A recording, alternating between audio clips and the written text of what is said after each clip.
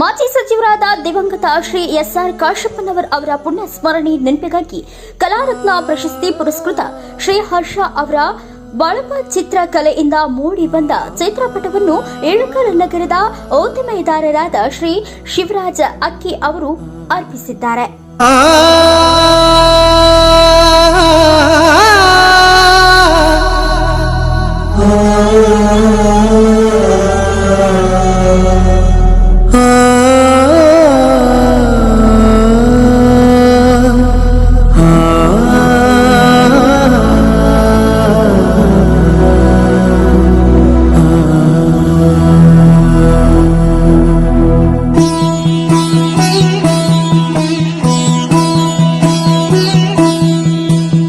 ಮಣ್ಣಿನ ಮಗನು ಇವನು ಕೊಡುಗೈದಾನಿ, ಚಿನ್ನದ ಮಗನು ಇವನು ಅದ್ಭುತ ಜ್ಞಾನಿ.